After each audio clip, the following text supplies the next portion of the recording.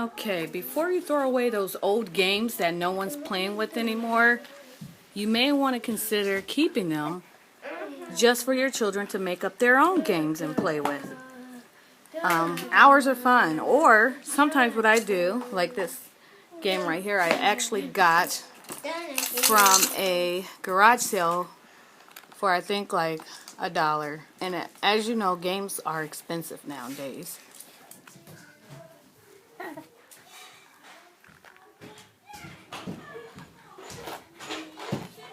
Hours of fun.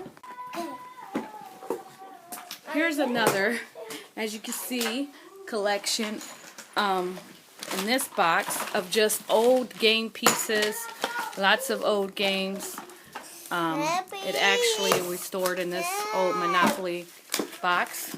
So when games are old, no one plays with them anymore, or when she's okay, or when Salo, she's okay, or when for example, this little Dollar Tree game we had, we just have a little sheets left. He just tore that off there. And so instead of just getting rid of it, because we've went through all of the cards that came with it, that looks like that. And if you turn it over, it tells you what to draw. So since we use all the cards, there's only so many times you can play win and I keep wanting to say win, lose, and draw, but I don't know.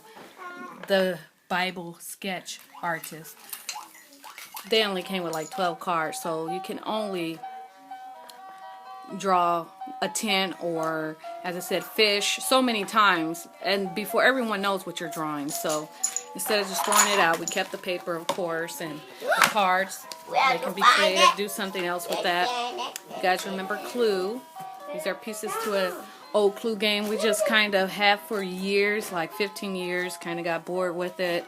We could have saved it for the older ones, but they have newer versions and things change, you know, if you have children that span across generations.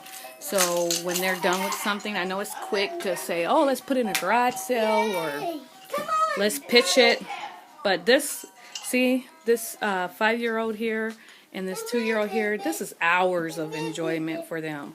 And it also comes in handy when the older children are playing a game, or when my husband and I are playing a game with the older children, or if I'm playing a game with the older children. It just comes in handy because they feel like they're actually playing a game. They have a board, and they're not limited to just what this board, this Clue board came with. But as you see, they have old Monopoly houses, and they can be creative with that.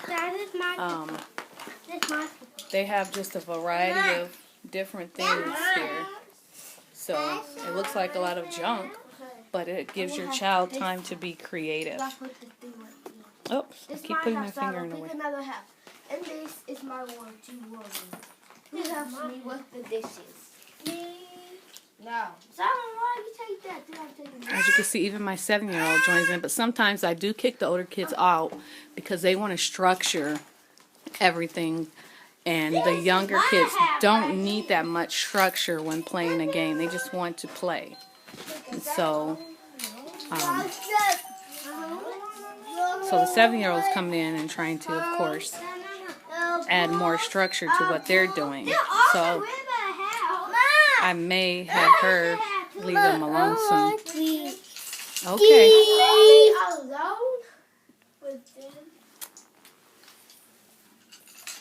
This place needs a house car. Okay, we need 2 more each thing, unless you have a car. I'm about to drive. And of course, baby can't get small pieces, so we make sure those are out of her way. But there's a big piece to Clue that's kind of sparking her curiosity there. She put her baby toy to the side to see what that's all about. So, hey, I don't know. She could be learning something, grasping something thinner, because you know all baby toys are made really thick. So she could be learning how to pick up something that's thin like that. She could be looking at the bright colors. She could probably smell it. Now this I will watch her with, because she could make a mistake and poke herself. It has corners. And